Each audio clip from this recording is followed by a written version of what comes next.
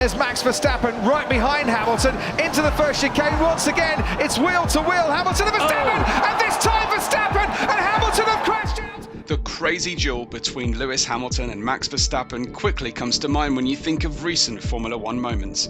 But with more than 7 decades of motorsport action, there have been many moments that make you go, what the just happened? From the insane moment and Lunatic went on track to the tragic moment the GOAT lost his life. These are the most insane moments in F1 history that changed the sport forever.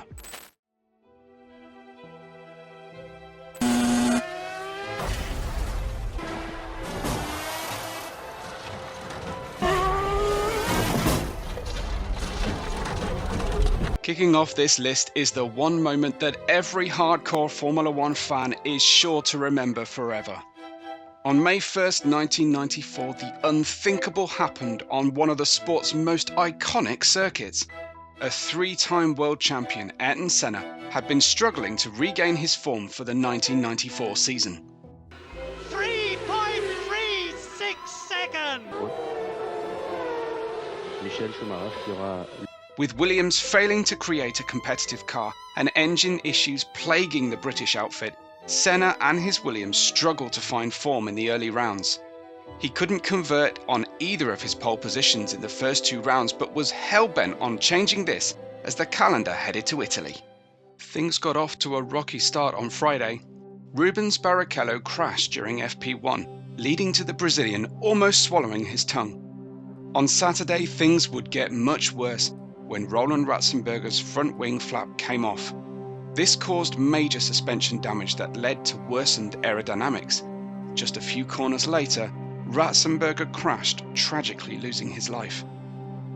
It wasn't until Sunday that the world would come to a literal standstill. In a race where Senna should not have raced and never truly felt comfortable in the car, tragedy struck. With an early safety car, drivers were constantly complaining about cold tyres. But as the safety car returned to the pits, Senna, who was eager to impress and rebound from his poor form, would push the limits of the Williams. For reasons that are still subject to controversy, the Brazilian lost control of his car, smashing into the wall at the Tamburello corner. Senna tragically passed away, leading to one of the most heartbreaking moments in Formula One history. Just below us, who can see the car decay and may well be on for a podium here this afternoon. Who knows what's going to happen in the US Grand Prix? It's the strangest race ever, and it gets underway now! In a shocking decision that was made to prevent another Senna moment, the FIA and Michelin, one of the 2 tyre manufacturers, would have more than 70% of cars removed from the race.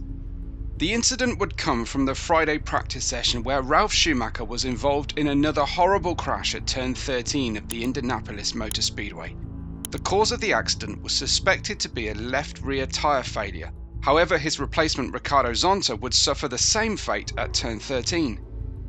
After practice, the FIA would consult Michelin, and the tyre manufacturer acknowledged that their tyres simply could not handle the pressure from the banked corner. Numerous compromises were considered, including a change to the track layout, but the FIA would not sanction this, leading to a Sunday where only 6 cars took to the track. Needless to say, Indianapolis would only remain on the calendar up to 2007, when Lewis Hamilton would become the youngest ever winner at the age of 22. Hockenheim a couple of years ago, we've got a lunatic on the track, down the hangar straight. These were the words coming from ITV's lead Formula One commentator James Allen during the 2003 British Grand Prix. Allen, who was in utter disbelief, would see as an Irish priest by the name of Neil Horan sprinting onto the track around lap 10 of the prestigious Silverstone event. The deranged priest would disregard all safety of his own and the drivers, jumping the fence and running onto the track at the Hangar Straight, one of the fastest parts of the track. Numerous drivers had to swerve to avoid the Irishman, who would madly run with banners reading, "Read the Bible," and "The Bible is always right." Were it not for the quick thinking of drivers zipping past him at more than 200 miles an hour, this could have ended in another tragedy for the sport. Even the great Michael Schumacher avoided him, a kindness he had not shown even his fellow drivers. Because Villeneuve is all over him, look, he's going through! Oh yes! I don't think... Out goes Michael Schumacher! That didn't work, Michael, you hit the wrong part of him, my friend. I don't think that will cause Villeneuve a problem. With Michael Schumacher standing on the precipice of becoming a 3-time world champion, only one man stood in his way. This was the Canadian himself, Jacques Villeneuve. In one of the craziest ever moments in qualifying, Schumacher and Villeneuve set the exact same time. But to add to the confusion, Villeneuve's teammate, Heinz-Harald Frentzen, also set the same time. This left the stewards with a crucial decision to make as the championship was on a knife edge. The FIA determined that Villeneuve would start on pole, having set his time first. But while this was already a crazy moment, the race would be even more controversial. Schumacher was seemingly in control of the race when Villeneuve found some pace. He was catching the German at a rate of knots. However, Schumacher, who knew he had to win to take the championship, would turn into the Canadian, causing both of them to crash. By all accounts, this should have meant a championship title for Schumacher. In the end, Michael was disqualified from the championship, leaving Villeneuve to take his one and only Formula One title. We go, and it's Nico Rosberg, and Hamilton's onto the grass, and Hamilton's had a massive crash, and he's crashed into his teammate. Max Verstappen was always pegged for greatness. His ferocious tenacity and calculated driving style meant that the Dutchman's success was inevitable. However, no one expected him to win a race aged just 18. During the 2016 Spanish Grand Prix, Mercedes was a dominant force. While the title was clinched by Rosberg in Abu Dhabi, it would open up the door for the Dutchman to show his true skill. As the race got underway in Catalonia, Mercedes, who had locked out the front row, would see both their drivers fight for the lead. Unfortunately, a little too much aggression from Rosberg sent both Mercedes drivers out at turn 4. The crash is still heavily scrutinised, and the culprit for the accident often depends on who you support. Needless to say, the Dutchman took full advantage, slipping through and eventually becoming the youngest ever winner of a Formula One Grand Prix. Well, I think in that case, there's no question as we see him. Oh, no, McLaren's touch! He's got wide. Yeah, he's got wide. He turned in too late. He got the tyres. An awful afternoon with so many things going wrong for him. Leads this amazing Canadian Grand Prix. Nothing feels better than starting the race at the tail end of the grid and winning. Many drivers, including the likes of Schumacher, Hamilton, and recently Max Verstappen, have all done this. However, at the 2011 Canadian Grand Prix, Jenson Button would have the drive of his life. With the McLaren driver starting back in 7th and reigning champion Vettel in incredible form, no one even gave a second thought to Jenson putting up a fight. A few moments before the race, the heavens opened, but not just any rain. This was the kind of biblical rain that might have prompted Noah to build another ark. The race begins behind the safety car. Button, who had a decent start, found himself in 5th, but would make a horrible mistake, colliding with none other than Lewis Hamilton. Adding to Button's woes, he would be caught speeding under yellow flag conditions, adding a drive-through penalty to his punishment. This would be combined with a front wing repair and a puncture as he limped home to the pits. But this was not the end. With a red flag finally shown as drivers slid off the track, Button, who restarted in 10th, once again came together with the Ferrari of Fernando Alonso. With the race not even 50% complete, Button had already pitted 5 times, but he finally found his rhythm. The rest of the race saw a Button no one had expected as he simply breezed past everyone. With 5 laps to go, Button set out to chase down Vettel, who he would eventually pass after a mistake by the German. Button won the race, signalling one of the greatest ever comebacks in F1 history. But damage to a car can be almost fatal, as was seen in the 2010 Chinese Grand Prix.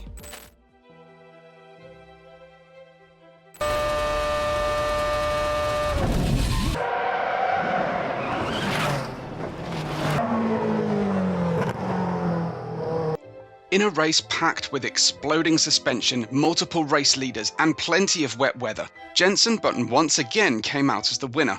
However, it was during the race that one of the worst things ever happened. Coming out of turn 13, the Chinese track opens up to a 200-mile-an-hour straight. It was here where Sebastian Buemi and his Toro Rosso would literally shock the world and the FIA paddock. As the Toro Rosso driver was approaching turn 14, his suspension exploded, causing both front wheels to veer off into the barricades. With no way to steer the car, the Swiss driver was merely a passenger as his car smashed into the walls, sparking many questions about what exactly happened. But this was not even the worst crash of the 2010 season.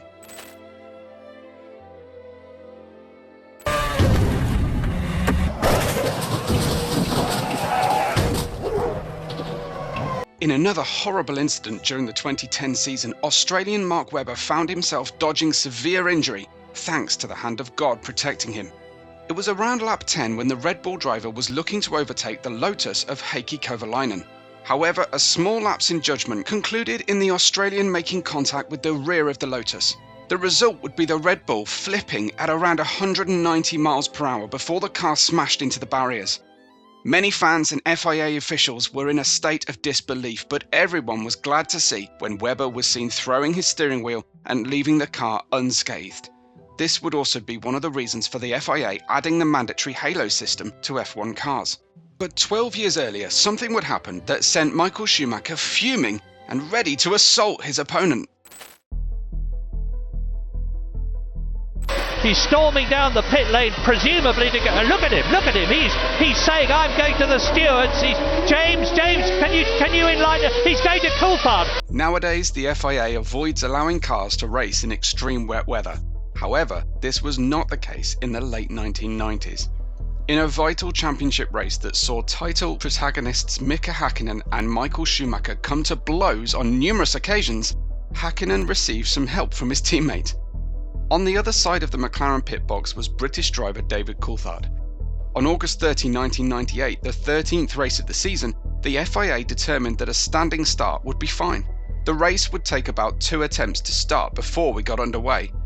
At the first turn, Coulthard lost control of his McLaren, causing an accident involving 13 other drivers. This would lead to a red flag, but the 2 main protagonists were still in the fight. After the restart, Häkkinen had a horrible moment, spinning his McLaren and retiring from the race after Johnny Herbert veered into the championship leader. This meant Schumacher simply had to score as many points as possible to stay in the title fight. However, on lap 24, Schumacher, who was comfortably leading Damon Hill by 30 seconds, came up to lap Coulthard. Thanks to some miscommunication and worsening weather conditions, Coulthard remained on the racing line but managed to slow down. Behind him, the German was unsighted due to the spray kicked up on the track. Schumacher smashed into the back of the McLaren, causing terminal damage and forcing him to retire. A livid German was seen after the race trying to get into the McLaren garage to confront the Brit. But these are the moments that determine championships, much like what happened during the 2021 season. Verstappen's ahead of Lewis Hamilton. Side of continent touch. That's a big crash. The 2021 F1 season was always going to be a classic. It saw a new protagonist challenge the dominant Lewis Hamilton and his Mercedes for the title. The season got underway and both drivers traded wins. However, the first blow would be dealt at the British Grand Prix, where Hamilton and Verstappen came together on the first lap, sending the Dutchman into the barricade at more than 50 G. The Hungaroring would see another controversial moment when Bottas went bowling into the back of many cars, including Max, who was the championship leader at the time. Finally, this culminated with Verstappen and Hamilton coming together at Monza. Who is to blame for these incidents can be disputed, but many believe that Lewis would have taken points on Verstappen, forcing the Dutchman to brake later and force an impossible overtake on Hamilton. The incident, which took place at the first chicane, would see Verstappen landing his Red Bull on top of the Mercedes. Both drivers would retire. However, the season concluded in a moment that can only be described as biblical. With Hamilton in control of the final race and needing a win to secure his 8th title, the Brit seemed in complete control. However, a few laps from the checkered flag, Nicholas Latifi brought out the safety car. The race should have ended under safety car conditions, but the FIA chose to let the race restart for 1 lap. Being able to strap on new boots, there was no way Hamilton could have stopped the Red Bull on softer and fresher rubber. Verstappen would dive down the inside of Hamilton at what should now be named the Verstappen corner, and it was over. The Dutchman defeated Hamilton to the displeasure of many around the world, kicking off what would become another Red Bull dynasty. In the world of Formula One, nothing is what it seems, and it's incredibly tough to predict what will happen next. Make sure to like and subscribe to this channel, as there will be surely many more incredible F1 moments to come in the future. Until next time.